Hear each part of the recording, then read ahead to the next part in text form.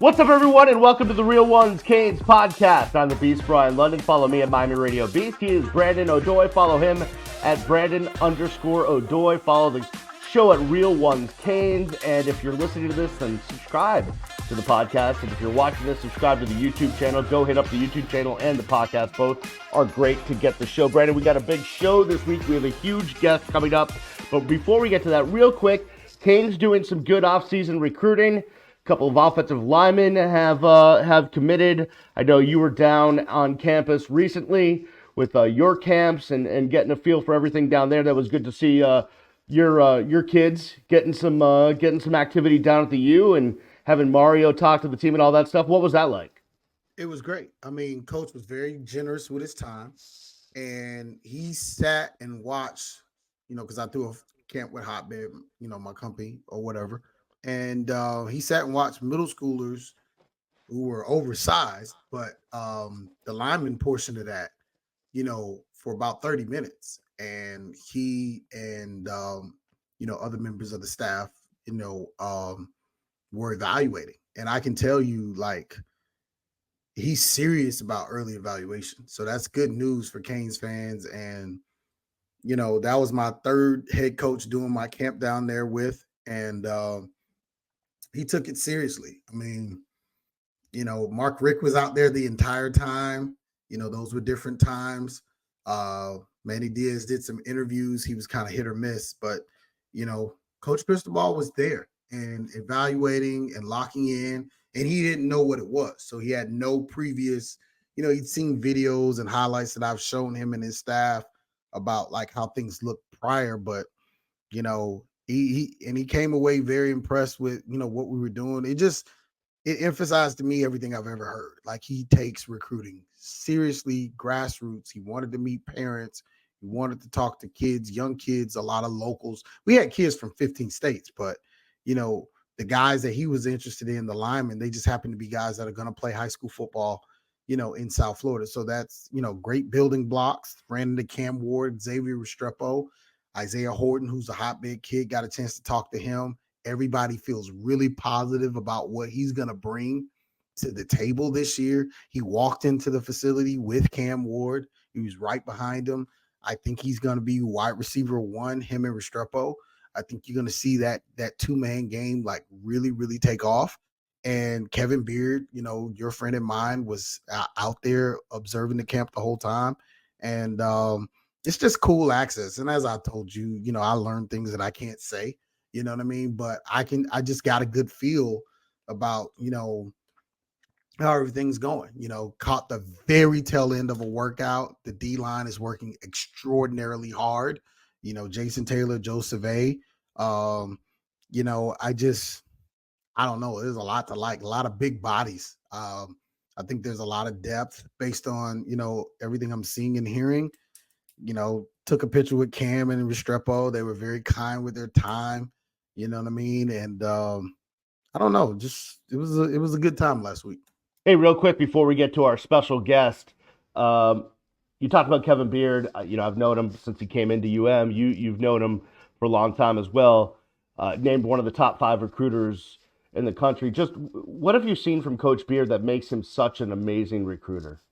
Just an authentic, relatable guy. He's not trying to be somebody he's not. I mean, he was a good player at Miami. Like, a lot of people don't realize that. Like, yeah, his name won't get mentioned because they're like Hall of Fame type guys that played in the same era. But I mean, he made big plays. I mean, this is a Impactful. 500 to 700, yard, catching guy in offenses that had like dudes. You know what I mean? So he definitely knows what he's doing. He's relatable. He's, pretty relentless. He's consistent. He'll go the extra mile, as evidenced by him being at our entire camp. I mean, we're talking about middle school guys, right? Yeah. We're talking about guys that are maybe the oldest guys are rising ninth grader. You know what I mean? And he's making those relationships and being seen and out there. And, he was one of the few that made a priority to, be there the entire time. And that's just coming from a place of like, I know this isn't going to pay off for me right now, but in 2-3 years, is this is going to be something that may give me an edge on a kid, and that's what an elite recruiter does, and that's why Cristobal and Beard, I mean, like I said, like I posted this on Facebook, it's no wonder he's one of the best recruiters. That's what good recruiters do. They do the things that the other recruiters will not do. They go the extra mile, and that's what makes them so dangerous, because deep as you get into processes, kids always fall back on, man, that guy really wants me. You know what I mean? And I'm not getting the same level of interest by the other guy. And that's why a lot of times, especially when NIL is the same or it's negligible, it's like right there in the neighborhood. That's why better recruiters get kids, because it's just like people can see themselves playing for this guy. They feel like they have a real relationship, and the relationships get so deep with a guy like Beard and Cristobal, it becomes not even about football after a while. Like it's just about like, man, we're checking in, and like Beard talks to kids that didn't even choose Miami. Like they're still in touch because of the relationships they built. And now that's super awesome, because the portal makes every kid a semester away, not even a year away. Every kid is a semester away from being in your locker room.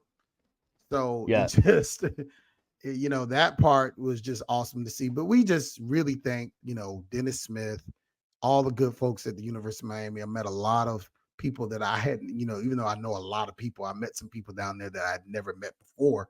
And that was cool.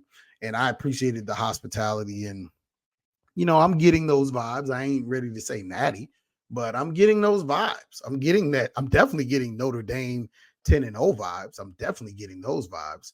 But we'll see. And at the end of the day, the time is getting near to go to Gainesville. So yeah, true. We got a lot to talk about in the world of college football. There's some scuttlebutt about the ACC. There's all sorts of stuff going on. But Brandon and I want to dedicate this episode to someone that means a lot to both of us. She was at the Miami Herald for 40 years, covering the Canes since 1995, and she just announced her retirement. One of the best to ever do it, Susan Miller Degnan, will join us on the other side. We'll do that on the other side, right here on the Real Ones Canes podcast. Welcome back to the Real Ones Canes podcast. He is Brandon O'Doy. Follow him at Brandon_O'Doy on X. I am the Beast, Brian London. Follow me at Miami Radio Beast. And we continue with the show, and we bring in a legend in the not only in South Florida, but really in all of college athletics, as a pioneering female beat writer on the Miami Hurricanes beat for, 3 decades plus. And someone that Brandon and I adore and respect and love a lot. And she announced her retirement. And then she went off to Portland and Italy and everywhere else, while the rest of us were chasing portal editions. But we bring in one of our favorites, Susan Miller Degnan. And Susan, it's great to have you on the pod. Thank you. It's great to see you guys. I miss you. We miss you too. So, miss you, Susan. Tell us, Susan. You've been you've been on this beat for so long. I almost can't remember what it was like without you on the beat. Just what brought you to the decision to retire and maybe take it a little more easy these days? Well, you know what, Brian and Brian and Brandon, after 39 years at the Miami Herald, and actually 43 years, because I was with a couple other papers briefly before the Herald, and basically on the UM beat since 1995 when Butch arrived. That's a lot of years. You know what I mean? And I'm not getting younger, and I've got a family. I got a family, and actually two daughters out of 3 kids are in Portland, Oregon, which I know people that watched our podcast from Miami Herald knew, because I was constantly taping from the great Pacific Northwest, as I'd say. But it was just time. I want to be able to kind of enjoy my days and still keep up with sports, still doing some stuff on the side a little bit. And I'm sure I'll be writing a little bit, covering maybe some games. Actually, for the Herald, I'm hopefully going to the opener in Gainesville. How could I miss that? That's what I'm hoping. And doing a sidebar or whatever for the Herald. But it was just time, right? It's a lot of years. As you look back at the time that you've covered the University of Miami, and you said you really started in earnest when Butch came in 1995. Right. We've seen a lot of coaches leave college athletics. We've seen, you talk about the Nick Sabans. We've seen a lot of changes because of the way the sport has changed recently, but not just recently, over the last however many years. How much more work has it been as of recent with the portal and NIL and all of this other stuff that we really didn't have to deal with, back in the days of Butch and Larry and Randy and all of that stuff? That's a great question. That's a great question. I mean, really, you guys know this. Social media just changed everything. Computers changed everything. I mean, a lot more work, a lot more headaches. Not as much fun. And I think most people will agree to that. Most journalists. We're talking a 24-hour, 24/7, whatever job. It doesn't matter what time you get those Dennis Smith, tweets every other minute, whatever. When you really, maybe you're with your family for a reunion and having a big dinner, your husband thinks he's finally going to see you, and it just, it pops up and you have to do it.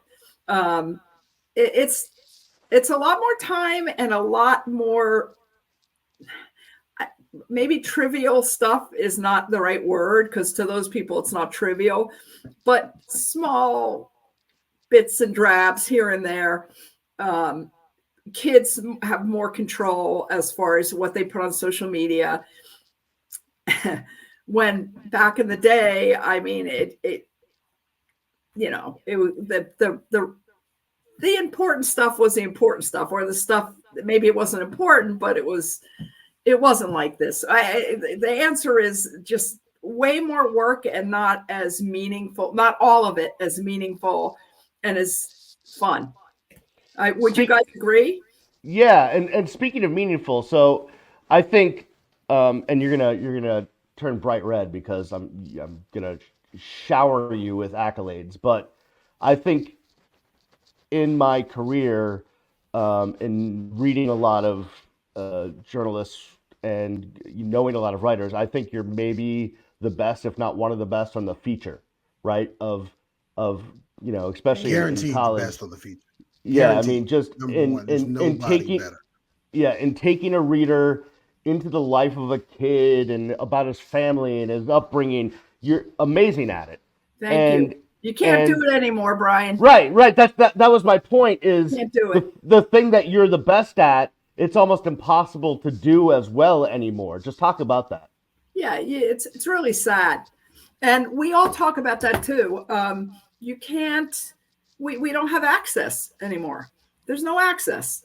No real access. Okay. Whereas, back in the day, I gotta stop saying that, but years ago, we could, we were every Tuesday, whatever afternoon, we would go into some room, into the EJ room or whatever it was before that. Actually, before that, they didn't even have that a name yet. It wasn't built. Whatever it was downstairs, where now they have the training. I don't know. Yeah. But in that parking lot, kind of where it's all different now. But they would just bring guys in. You'd actually request people, or not even request. They would just, all these players would parade into this big room, and they just let us go. They let all of us, just the journalists, go, and we could talk to these guys one-on-one.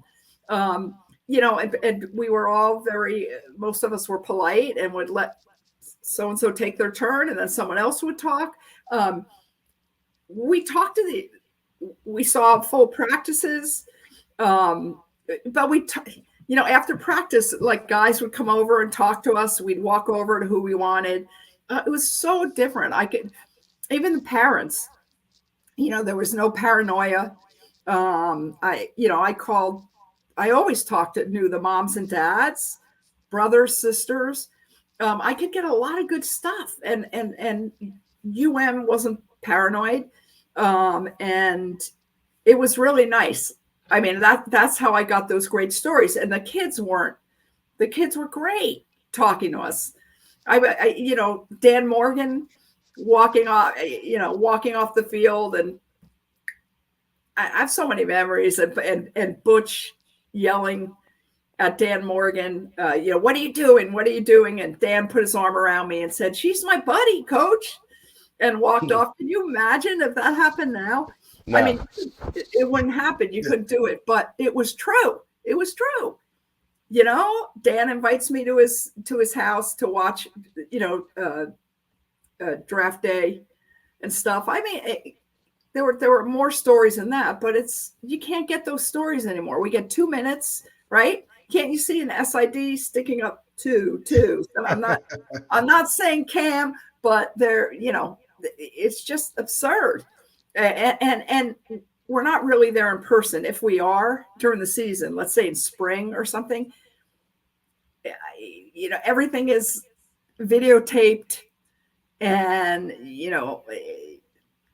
there's no feeling of closeness with the players. They don't know us at all.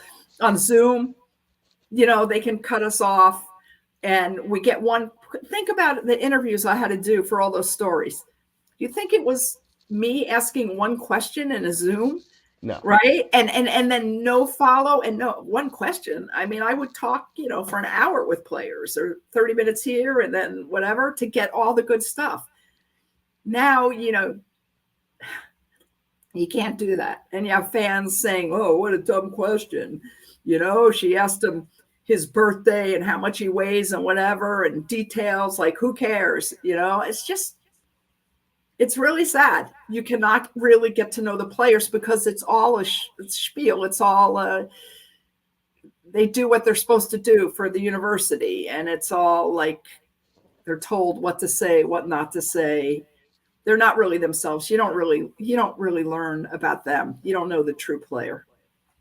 I mean, yeah. So, Susan, I joined the Kings media contingent in 2011. And you were one of the veterans, you, Manny, George, I think Hal was poking around back then when the Palm Beach paper cared, quite a bit. But I do remember them giving us players, and you being allowed to write features. What other sort of memories do you have of how much things changed over the course of your 40 plus years in this business, in covering? Like, what are and maybe some good changes and maybe some not so good changes as it relates to what we actually know about, college football and this Miami Hurricane team? I'm trying to think. That's a good question also.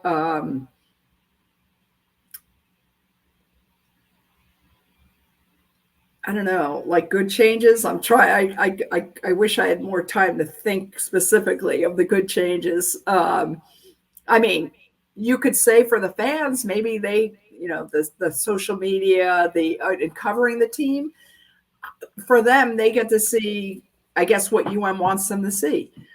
So if that, they get to see the interviews, but they're not real interviews. I don't think fans realize that. They're not. What are the good changes for us? What do you think the good changes for us are? I don't.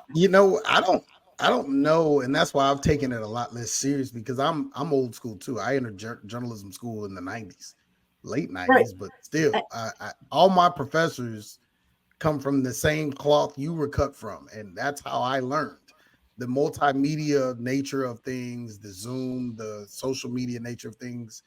It caught me as much off guard as it probably caught you, and the rest of our colleagues, Beast I mean, included. So I don't know. It's funny. The lessening of access kind of coincided with the decline of this program. And I'm not saying one has anything to do with the other, but it's like you can almost trace it to the down to the quarter it happened. Well, I will say this though, and we'll get to this more in a second, but one thing that has not changed is the paranoia on behalf of coaches and staff, right? Like Susan could tell you, Brandon, that as paranoid as we know Mario is and how he's on top of things, like maybe Dennis wasn't as paranoid, but that was a whole different situation. But Butch certainly was. I mean, Susan could tell you. I mean, we were at a practice, and Butch thought there was a helicopter that was videoing practice on behalf of Ohio State before the kickoff classic in '99. Like, I don't think he's any more paranoid than Golden was. I remember. Yeah, no, exactly. No, I'm just saying the paranoia. And we were filming. Yeah, and he's like, "You guys done here?" Like, yeah. Coach, you're not gonna lose this game. Yeah, so we put on Twitter. So coach's paranoia has not changed from before social media to now, right, Susan? It's been the same. I mean, I agree, and there's something with Brandon. I guess it was in 2011, and I'll always love Brandon for this. I will never forget this. I think you know what I'm going to say. It was at a press conference. It had to be Al Golden about 2011 after the Nevin Shapiro stuff broke, right? And I learned through a really good source, okay? And that's, by the way, that's a change too, the sources thing, okay? But through a really good source, that 8 football players, okay, were I guess suspended by Right. Self-imposed kind of suspended because they had to. There was this way they did it with the Nevin Shapiro. First had to suspend them, and then the NCAA had to decide what to do, Right. whether to reinstate them. And I said something. Remember, either Al Golden said something first, Brandon, in the pressers we'd have. What they were usually. You asked the question. We were in the EJ room. I'll never forget. I was on like row 6. Yeah. You were, I think, behind me or whatever. Yeah, I was behind. And anyway, I think maybe Al said something, or Al said something that was a lie about. No, you asked a question, and first he I asked blatantly him, lied. He took it too far. He was like, "How could you ever say something like that?"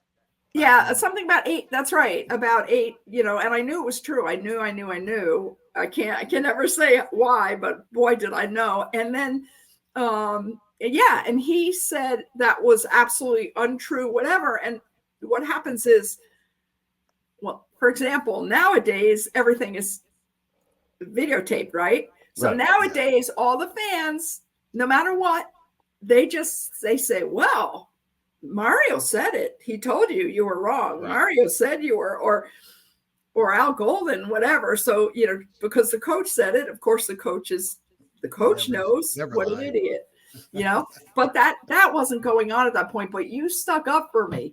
I remember, I don't know if did you say anything in that presser, or you just came up to me after? No, I sent you a text message because I thought Golden, because it came out the next day. The next day, he was made to be a liar. The next day, all of the suspensions came down on an email. Well, and it was like exactly what Susan said. It was Ja'Cory. It was all the guys. That's right. Were suspended, and it was like word for word. And I was like, Susan, you're legit. Like, what happened? And I think didn't he apologize? Or no, did he never apologize? No, I think he said it was still what he didn't realize or something, some BS. So that brings me to my next question, Susan. I was going to ask this, but I can remember multiple times when a head coach or an assistant coach took some shots at you, said whatever you were asking was BS. Mario did it not too long ago. It happened a million times.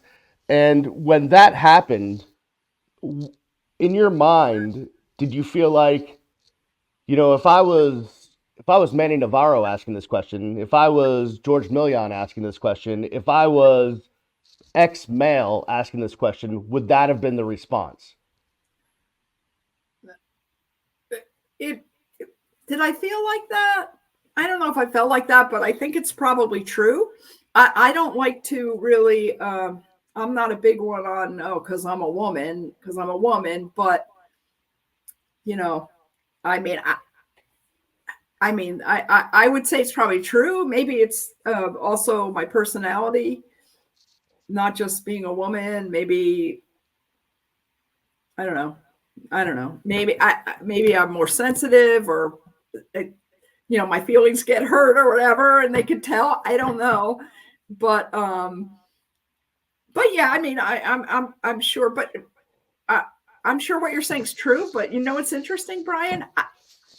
Like, how many people have done what I do? Here's the thing. I would ask, as much as people say I ask dumb questions and all that, because they don't understand. They just don't. And maybe sometimes I was awkward in the way I asked questions. Sometimes I was, honestly, but it's hard to ask hard questions. And I find that a lot of the reporters, most reporters, almost all reporters, do not ask them, do not come out and make themselves vulnerable in a way, because nowadays the coaches are like, they can kind of put you down, and they have the last say or whatever, or they can say something rude, or and then it goes viral. That's the other thing. Yeah, and it goes viral. And the thing is, it takes a lot of courage to confront coaches with something when you kind of know you're right, or it's a really valid question, but it's hard hitting and it puts them on the spot. And you guys know what I'm talking about. The TBD injury this year or last season. Not taking a knee, like there've been moments. That's why I don't even. No, they're not taking a knee. There are the not taking a knee is a little. I'm not saying it's easy to ask, but it's a little easier because you've got a zillion other people wondering the same thing, as opposed to something they're trying to keep quiet. Right. Yes, exactly. They don't want you to know, but you know. Exactly. They're kind of looking like, how do you know that? Yeah, right. And kind of like, how dare you, whatever. I tell Beast all the time, I was like, man, I know way more than I can ever discuss. And like you say, it's about relationships, Susan, because you just know these players. Yes, you're right. It is about relationships. And guess what? I knew way more than I asked about too. Right. The same thing. Sure we all did. We all, believe me, Brian knows this. Right. I mean, it's always a calculation, right? Because we all tend to hear things and know things, and then it's, well, is this worth asking about, or is it just something I keep in the back of my head for when I need to ask about it? Right. We're always making those calculations. Except when you bump into the quarterback, right? And he has his leg from top to bottom is wrapped tightly with an ace bandage. He's not bending it at all. He is totally limping and walking like Frankenstein. Like, or he has a cast on his hand. Throwing. I mean, you're like, hey, exactly. Well, as Randy Shannon used to say, oh, he's just nicked up. It's just a nick. No problem. And then and then the coach saying to you right to your face when you saw this person 5 minutes ago saying, oh no, I was just told he's good to go. Really? Yeah. Really? Okay. Well, and then you getting slammed because of the social media. Right. Well, I mean, Susan, I think your legacy is gonna be and is you, and I've been around people like this in my former profession as a network news producer. You were so, and hopefully this is a fair word to use, nervous to get it right, that you went you never left a stone unturned. And that's why you would ask questions. You just didn't have the peers after a while that you could rely upon. Because it used to be, remember early on, we used to say, okay, well, who's going to ask this? Who's going to ask that? So we can get all this stuff on the record. Well, So practiced it. But now you have guys that are trying to use their turn to ask insignificant things so they can be on social media. It's like, wait a minute, we got to cover the basics here. Who practiced? Who's heard? The news. Yeah, the actual news. And we used to go around in the room, remember? Like, I'm going to ask this and you're going to ask that. And that's how it used to work. But you got a lot of people who are not trained journalists. And I think and let me just say this, Beast, and I'll be quiet. But I think your legacy is you were just the adult in the room and you got punished for it. Listen, at the end of the day, fans on Twitter, why you ask that? Like, the real journalists know. We all know that you were the real deal. Like you said, like, you're completely going to be missed. Like, we're never going to find out about the background and what we used to know about these kids, the stories about Dallas Crawford and finding out about we're never going to get that level of coverage. Like, those days are gone. Yeah, for sure. That and your consistency on the beat, just the detail oriented, like just making sure. Like, I love that word, worry about Brandon. I mean, just reading your stuff. Like, if I need to know exactly what happened, I wasn't at the game. Yeah, I'm going to read Manny. Yeah, I'm going to read everybody else. But I know if I pull up Susan, I'm going to find out every single piece of what has to happen in that game. And that's just your legacy. Like, you were buttoned to the truth and the facts. I love that. I really appreciate that. I really appreciate that, because details to me are like everything. Details, and you're right, you can't get it anymore. And the people to write wonderful things for magazines or like The Athletic, if they have access to somebody, but it's still, you know what I mean? It's one still a side. Controlled environment. Yeah. Yes, that's it. That's exactly it. Or unless it's just like Saban retiring. It's like it's the era's over. You know what I mean? Yeah. I get it. And you deserve your flowers. You deserve to sit back and watch. You served your time. And it's a blessing to be able to retire and be able to just kind of dip your head in from time to time. So I look forward to the times you're going to be around. I really do. Yeah. Thank you. Go ahead, Brian. I wanted to bring the listener and the watcher behind the scenes, because Brandon hit it correct in the head that you were nervous to get it wrong and you wanted to get it right. So much so that the preparation you would put into asking a singular question at a press conference, right? Like, it's 30 minutes before a press conference. You have a game just ended. We're all gathered downstairs waiting to ask a question. The amount of, people that you would consult with in order to make sure the one singular question you were about to ask walking down was to the elevator, like, that was right? That happened. Exactly right. You heard him say, right? And I'm like, yeah. Like the amount of preparation that you would put into asking your questions could not be matched. So that you, without a doubt, 100%, you wanted to get it right every time, and getting it wrong was just not in your DNA. That's why after a game or during a game, if I was sitting near you in a press box, it's like, did that happen? Did that happen? Was that this? Because you had to get it right. And guess what? That is a lost art these days. So you need to be applauded for that. If I get it wrong, I'll just edit the article. No, Susan wasn't doing that. And that's what we're going to miss. And that's what makes you one of the greatest of all time, Susan. I mean, I thank you. You know what? I thought when I announced, I was on the plane when I announced I was retiring. I had known about it. I knew it was going to happen. I kind of felt it in the middle of last season. I'm like, oh, no. Okay, this is enough.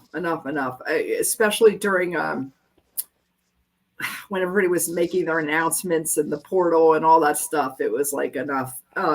But I was so scared to announce it that I didn't announce it until I was actually on a plane on my way to see my see my daughters because I was so terrified. I'm very sensitive. I am. I was terrified that people would be really mean and say, "Oh my God, thank God she's gone." And I really was. I was terrified for months. And and a lot of the guys, Brian, you talk about women and men. A lot of guys are like, "Who cares?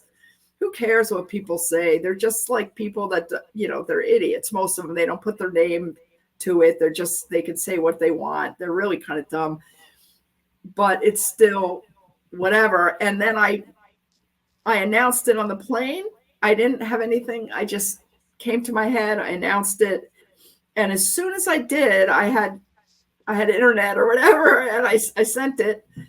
And like one after another, hundreds, like 300,000 people viewed the tweet. And I got hundreds and hundreds and hundreds of private letters, of things publicly, of all these respected journalists from around the country, and fans, and nobody was mean. Nobody saying, "Oh my God, I can't believe it. I've been reading you since I was a kid. I don't know what I'm going to do now. I'm going to, I mean, on and on and on." And I was on the plane and I started sobbing. Like immediately, as soon as they start that one after another, I started sobbing on the plane, and I thought, "Oh my God, these people think I'm crazy." And like this huge thing was released. I can't explain it. Yeah. So you're the best. I mean, it's hard to say. You're the best. It's simple. All right, so we'll get you out of here on this, Susan. I didn't tell you my funny stories, but okay. Well, no, that's what I wanted to get to. Episode 2. Yeah, you were so great. We can't cover it in one episode. Yeah, so we need to. It's a long summer, so like maybe we'll bring you back for only some funny stories. Okay. That might be a good episode.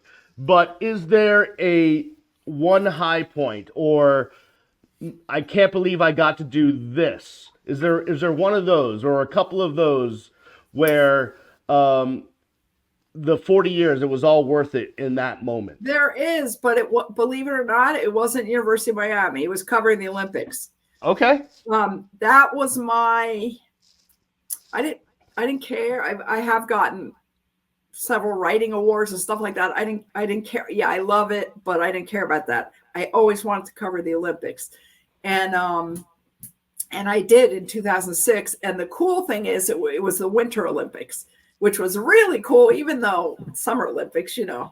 I mean, track and field and all that stuff, swimming. But the Winter Olympics, I knew nothing about. I went to Italy. I was in the Italian Alps for like 3 weeks. And then not George Millian, Linda Robertson, myself, Hal Habib, and George Rojas. We had a trip. We went to Venice for Carnival, the night of Carnival. I have never experienced anything like that in my life, guys. I can't even explain to you other than in the piazza or whatever the square is, the famous square where they celebrate. You had to step over bodies because everybody was drunk on the and the costumes, and we like broke into this high class party in some ballroom, Hal and we're drinking everybody's drinks while they were dancing, these lawyers. It was really weird. But did you ever see the movie Eyes Wide Shut?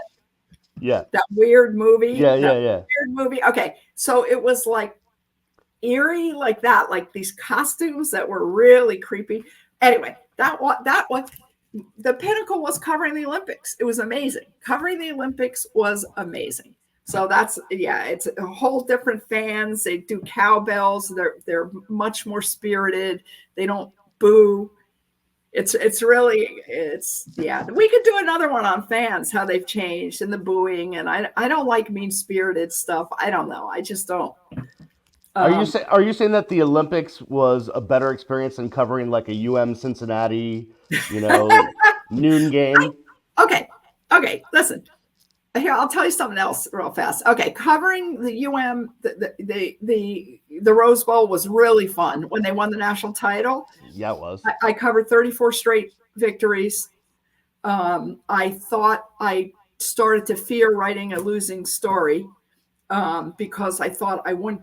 At first, I didn't take the job. They had been asking for years for me to take the main beat writing job, but I was insecure and thought I didn't know how to write gamers.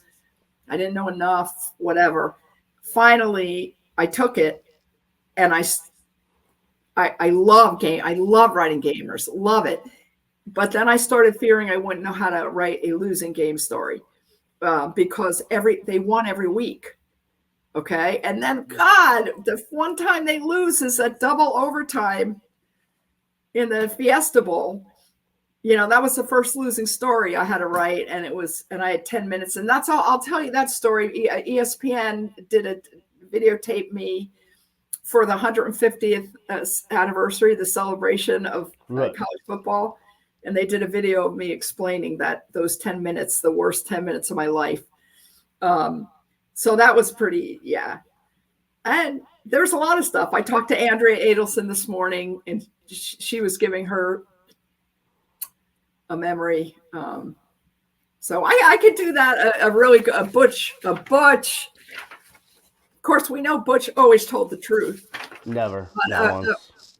A Butch memory of myself, George Millian, and Andrea, in Butch's office, called us in and gave us a spiel. And of course, he forgot that we had the tape recorder right in front of him taping it. So that's another good one. Listen, the Miami Herald wrote me, did a page for me. You probably, when I left. Yep. Okay. And I like it. Revolt Mothers Against Susan Miller Degnan. That's the modern day. Mothers used not to be worried about me and wouldn't hang up. They still don't. They still don't. But anyway, they put on there that since I arrived at the Miami Herald, presidents, Ronald Reagan, George Bush, Bill Clinton, George W. Bush, Barack Obama, Donald Trump, Joe Biden, and the football coaches that I did at least one story on, but remember Butch Davis. Now, this is one of the writers making fun. It's a parody, okay? So they gave nicknames to the coaches. Jimmy, quote unquote, Thug U Johnson, Dennis, well, I don't even want to say this. I like Dennis. Dennis, whatever, Erickson, the Butcher, Davis, Lucky, Larry Coker, I'm not even going to say Randy Shannon, Al, Not So Golden, Larry, Interim Scott. Oh, yeah. Mark, It's a Cane Thing Richt, Manny, Mass Chaos Diaz, and Mario, quote, $80 million for the dumbest blunder ever, Cristobal. Oh, wow. Anyway, all right. That's not me. That wasn't me. That was my cohorts being funny. So you guys, this was long enough. I'll save stories for another day. All right, Susan, we appreciate you, not just for coming on, but just for all of the years. Is that you and Ken Dorsey? Nice. This is, wait, can you see it? I think so. Is that Ken Dorsey? Hold it right there. That there. is Ken Dorsey. That is my son, who's now 6'3" and Larry Coker. The baby, he was 11. That's my daughter. I didn't see your son there. I'm like, yeah. Okay, oh no, I remember Susan's son Bernie running around practice when he was a little tyke. That's Bernie. Yeah. They would like the players, like really famous players. Okay. Can I tell you a quick Bernie story? So remember one time me and you, Susan, were in like because we used to have a room there, a journalism room at the Heck. And I snatched my USB out of the side, and you were like, "No, you can't do that before you shut it down or you do something." And I said, "Susan, it makes no difference." And you're like, "No, Bernie says you can't do it." Every time to this day that I get ready to just take a USB out of a computer, I think about what your son told you. You're so funny. Bernie says no. Bernie would come practice sometimes, and players would give him autographs on teeny little footballs. Yeah. We're not supposed to get autographs. He would go walk around and get all the, like, really big name guys, and then he would go play on the street with them. That's funny. Susan, thanks for coming on. We appreciate you giving us the time. More importantly, we appreciate everything you've done for journalism in South Florida and college football and college sports. It's been absolutely amazing. So thank you for giving us the time, Susan. Thanks, guys. All right, we'll see you next time.